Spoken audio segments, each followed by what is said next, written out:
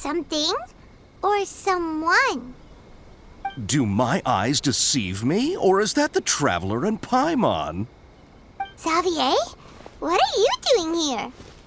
I was in the general area, and now I'm in this specific area. There, that's me. So what about you two? We have some questions and thought you might be able to help.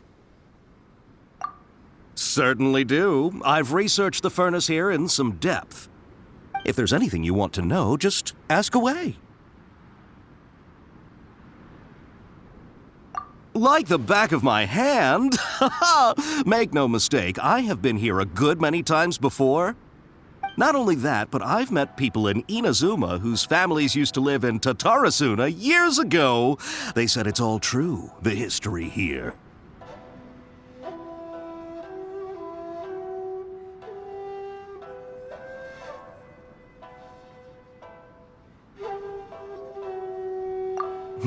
Oh, well, it's a long story, don't you know? The tale of Tatarasuna starts a long time ago.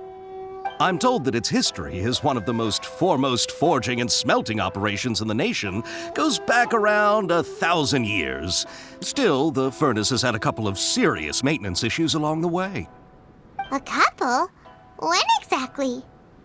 One was just in the last few years, the other was several hundred years ago. A fun fact, I'm not the first Fontaine tech guy to come and work on it either. There was a guy back then too. They say he was a mechanic who consulted on a technology upgrade. It seems like the technological collaboration between our two nations goes back a long way. How about that?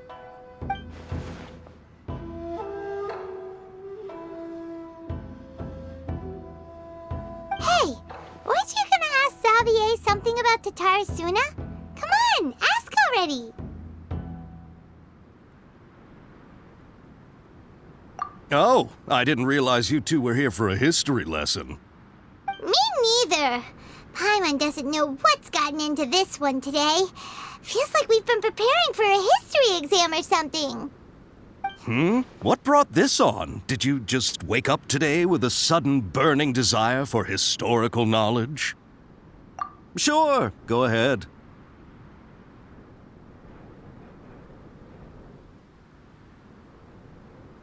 A kabuki mono? No, I can't say that I have. I do know the word, Inazuman for those eccentric types who always go around dressed to the nines. Just the sort of person that I'd like to meet, actually. But sadly, I've never had the pleasure, nor have I come across anything to do with a kabuki mono where Tatarasuna is concerned.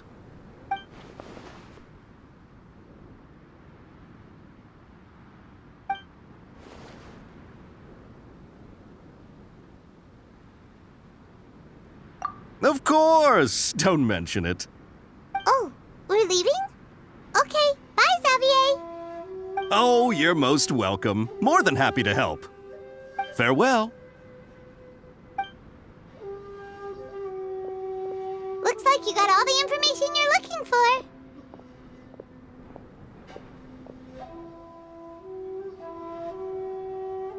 Sure, but what's up with you today? Whatever it is, it seems like it's really troubling you. Keep your smile, Spinal Crocodile. No matter what happens, Paimon will always be there for you. Hey, don't mention it. Alright, let's head off and go meet Nahida.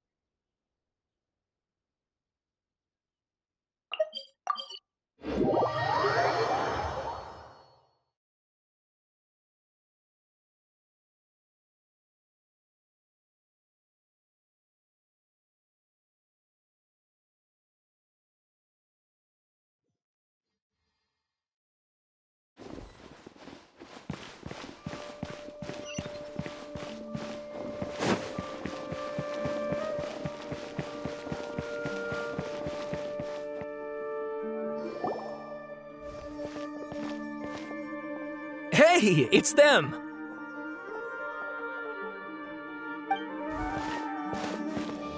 Akaba, Sawada, you're still here?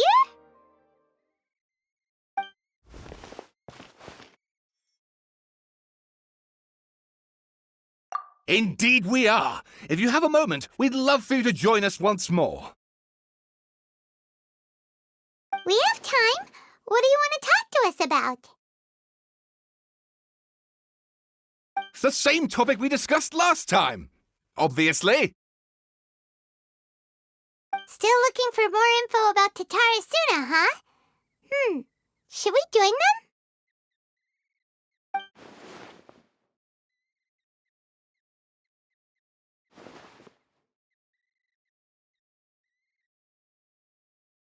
Unfortunately, we haven't made any real progress.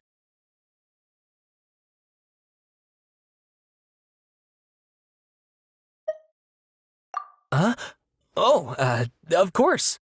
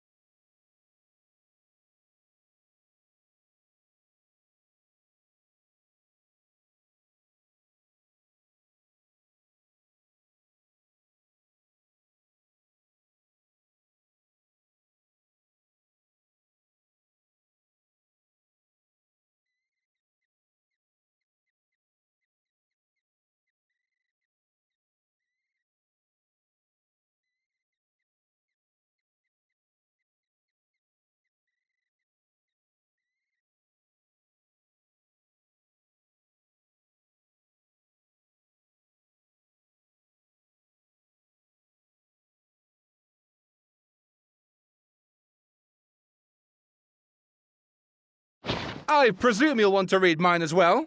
Here.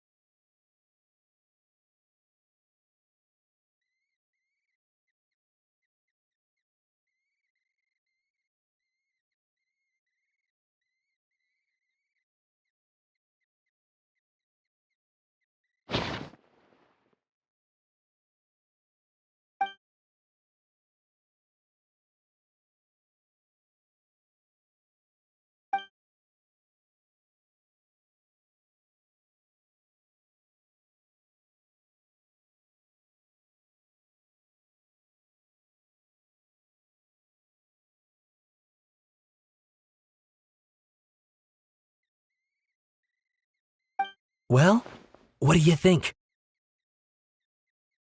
Hey, Traveler, remember how last time Akaba was saying how he wished he could gather more information about all this? Well, we just got back from Inazuma, so how about we tell them what we learned? What did you find out?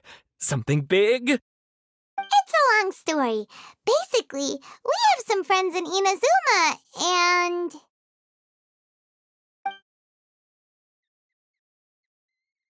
Wow, so many new details. Thank you so much for sharing that with us. Well, well. So it all comes down to one man's desire for revenge. Huh. You heard this from a member of the Amanoma clan, you say? Then I guess it must be true. Ugh. So there's no ghost story here after all.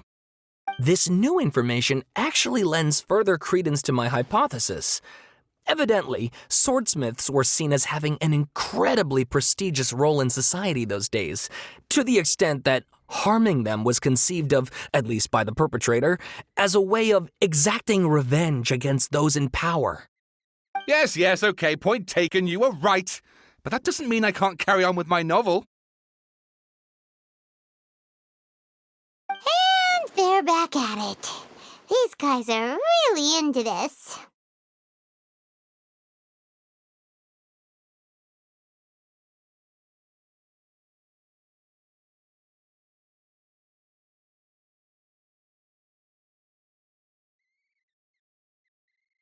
Oh, so sorry. Look at us, prattling on about our projects and ignoring you. Thank you so much for the information. Welcome. See ya. Keep us in the loop if you find out anything else. Will do.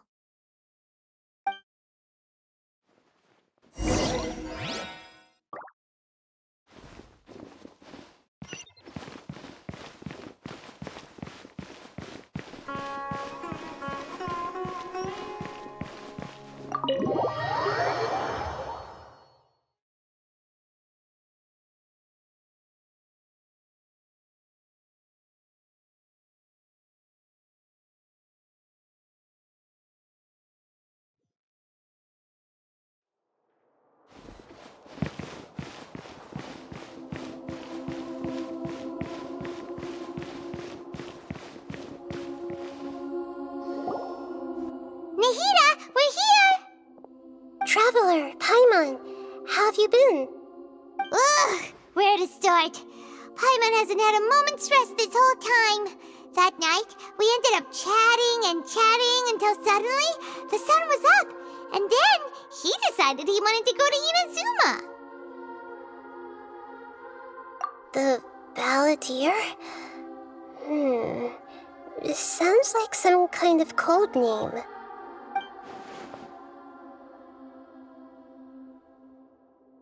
You look troubled. Is there something you need to tell me?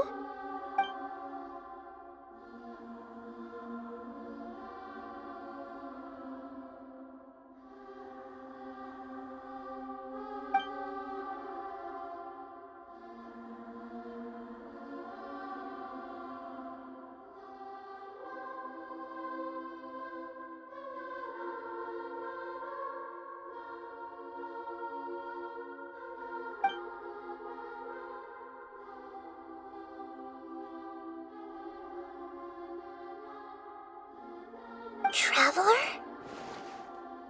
Hey, what's wrong? You look so upset.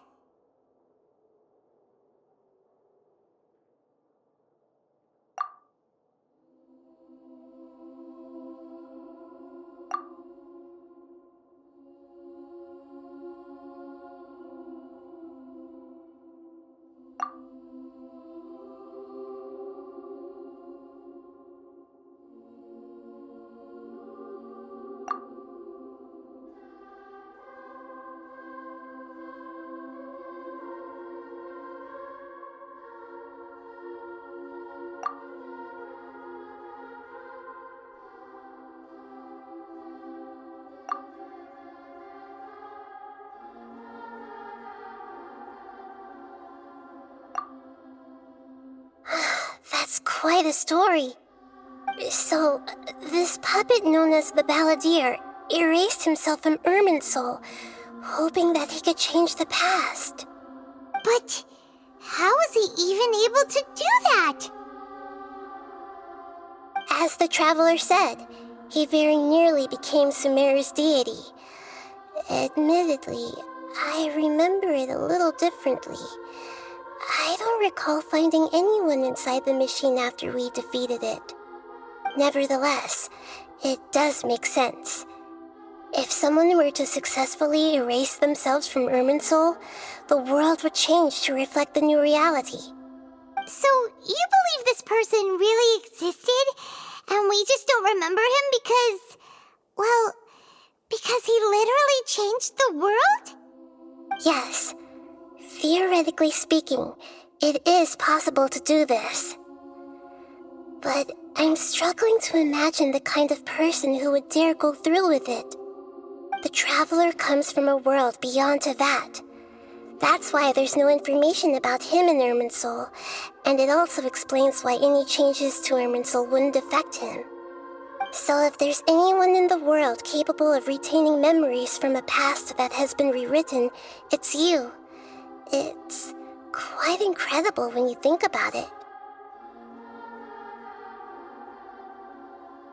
Paimon's having a hard time understanding this balladeer guy's motivations. Why did he do it? I can only make inferences based on the information we've been given. As for what kind of person he was, only you remember that.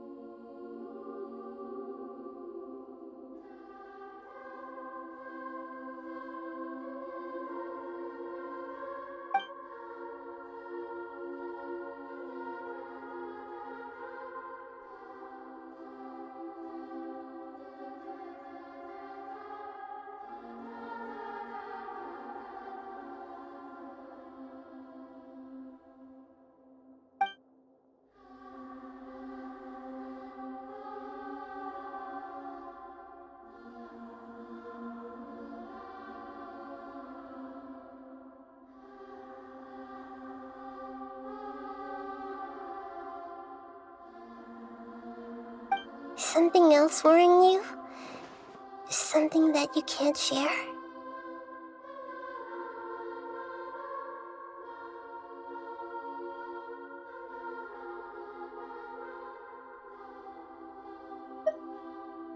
It couldn't change the fate of the ones who had died, right?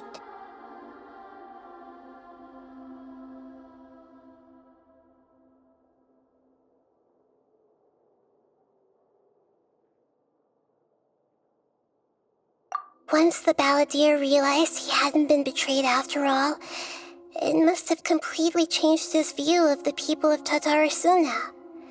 Now he saw them as friends again. He couldn't keep hating humans after that, and if he thought there was a chance he could save his old friends, it would be hard not to try. The story makes sense, every part of it. The balladeer tried to achieve godhood with the doctor's help. He was unsuccessful, but retained the power to connect with Irminsul. That power then enabled him to change what was recorded in Irminsul and erase himself, even though he didn't have much strength left. Yeah, it does make sense, but it still ended in tragedy for his friends. It just feels so hopeless. He gave everything to do this, but it seems like he got nothing in return.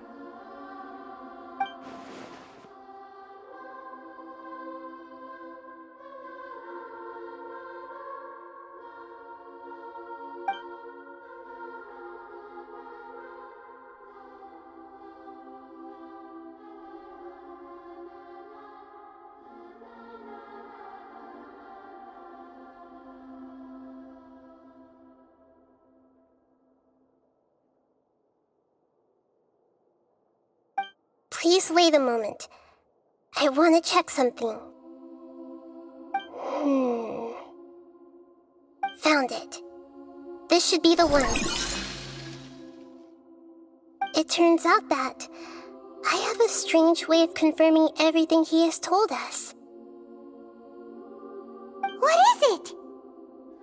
A record from a personal collection. It was tucked away in a corner. You should take a look.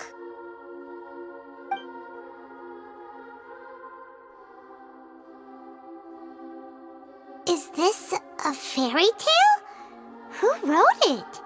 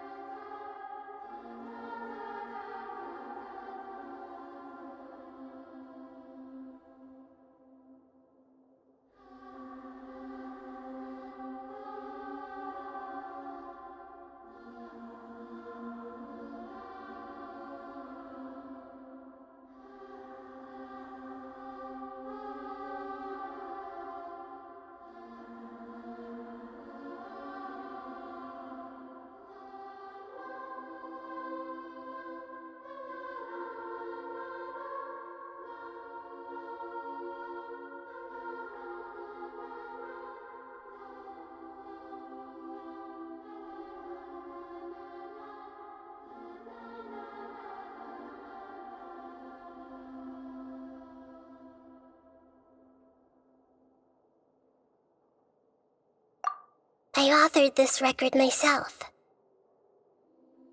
Huh? You wrote a fairy tale that somehow has something to do with the balladeer? When combined with the traveler's narrative, it's clear that this story is an allegory. Everything in it is a symbol for something else. Hold on. So this record survived from the past? Yes.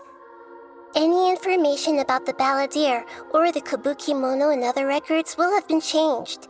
But I wrote this story in a way that means it was left intact. Changing the information in Irminsul changes to that.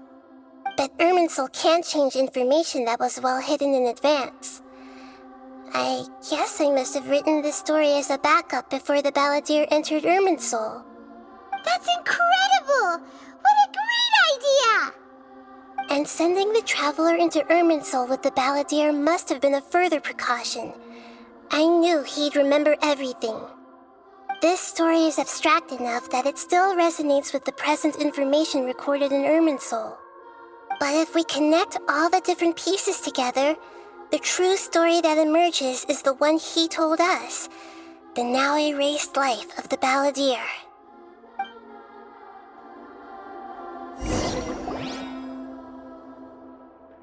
There was once a lone monster draped in fox fur. The monster found a family of foxes, joined them, and they became friends. The monster lived with the family day and night, and everyone treated it as one of their own. Once in a while, the monster would take off its fox fur at night and lament to itself as it gazed at its reflection in the water. I am a monstrosity, yet they are too foolish to see it. I pity them. But the monster soon found solace when another came to live among the foxes who was not their kin. A kitten, carved from the wood of a white tree who had been abandoned by the humans. The kitten too wished to become a fox, but its tail was too slender and it could not grow a coat of richly colored fur. Yet when the other foxes saw this, they spoke words of comfort to the kitten. Even without a tail and fur like ours, you are still one of us. Furious at this happy resolution, the monster lit a fire on the mountain. The terrified animals panicked as the fire spread. The only way to extinguish the flames was to make a sacrifice. A gray fox stood up and addressed the monster.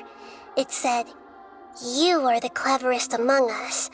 Surely you can help us find a way to solve this." The monster smiled, led the fox toward the fire, and murdered it. The gray fox's heart was turned into a beautiful drop of water, clear, spotless, and pure. The monster gave the heart of water to the kitten, telling him, "The foxes have decided. You are the one who must be sacrificed. Take this, quench the flames, and die for your fox kin." The fire was extinguished, but the kitten lived. It left that side of the mountain and found a little bird who had a broken wing. The two promised they would spend their whole lives together, but the little bird did not have long left to live. It passed away soon after. After burying the bird, the kitten left the mountain for good. Never again would it cherish a single creature nor a single blade of grass that stood on that mountain. The kitten spent the nights wandering aimlessly, gnashing its teeth at the moon. How it wished to swallow the moon and devour the moonlight.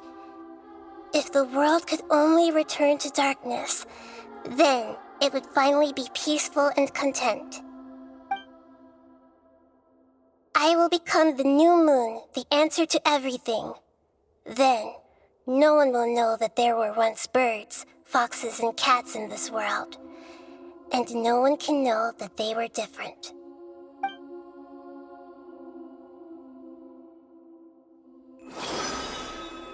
We solved it! I remember now. This is not just the balladeer story. It is his very own memories. I made a backup so that it would be preserved no matter what happened. To become a god, he was experimented on and modified countless times. It was brutal torture, and the only reason he was able to survive is that he was a puppet. This memory was extracted from him by the scholars. Presumably, they kept it to have something to defend themselves with. Creating a deity was just the first step. Some of them wanted to be able to control it. That's why they backed up his memory for later use. I buried it deep inside one of my own dreams, and then hid it inside an allegorical story so that it wouldn't be altered. It's hard to believe that this person really existed, let alone that he tried to get rid of us on more than one occasion. Paimon has no memory of him at all. He completely vanished like a puff of smoke. The balladeer agreed to help me look for information about the Descenders, and although he was unsuccessful, he still helped you. Before he vanished, he confirmed an important detail, that Conria was where your twin first came into this world. We still don't know how the change to Irminsul will affect the senior ranks of the Fatui, but in all likelihood, they won't even remember their own Harbinger. It sounds like Paimon wouldn't like this guy a whole lot if he was still around. But still, Paimon doesn't like the way it all ended that much better. This is why wisdom alone cannot answer all our questions. We look, we see, and we comprehend, but the question still troubles us. So the answer is not everything. People yearn to find the truth and then conquer the troubles they face.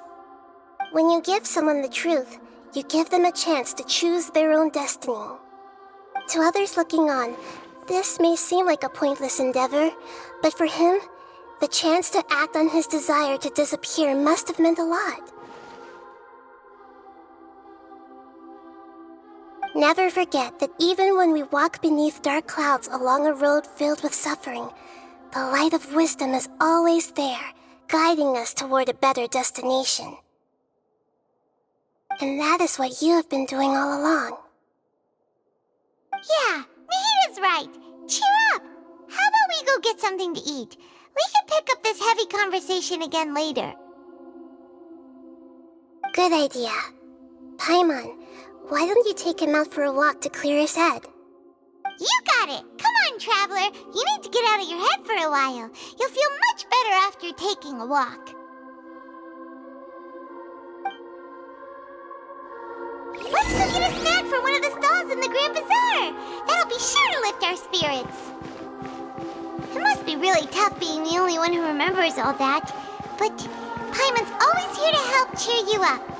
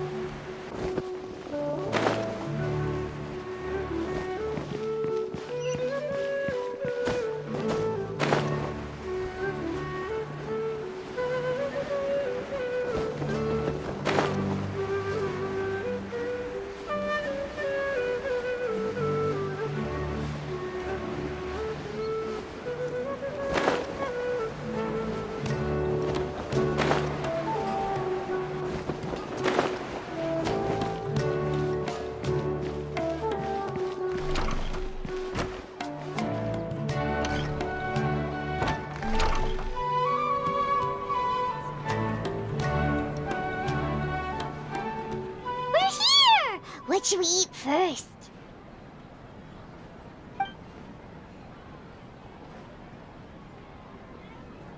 Hey, are you gonna answer or what?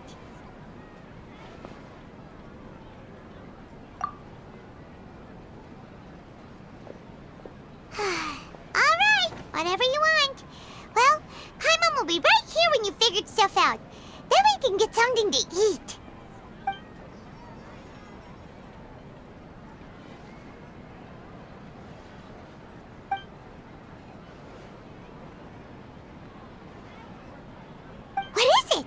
you figured it all out?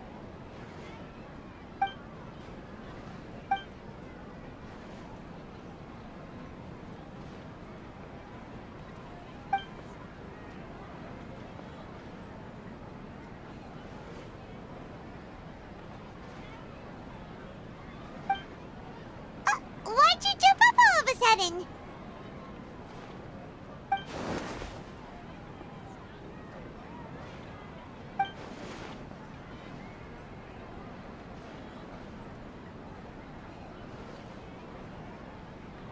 Excuse me, boss. There seems to be a small problem with the last bill.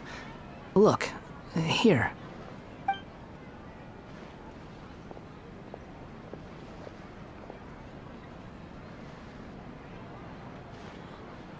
Hey! Hey, wait!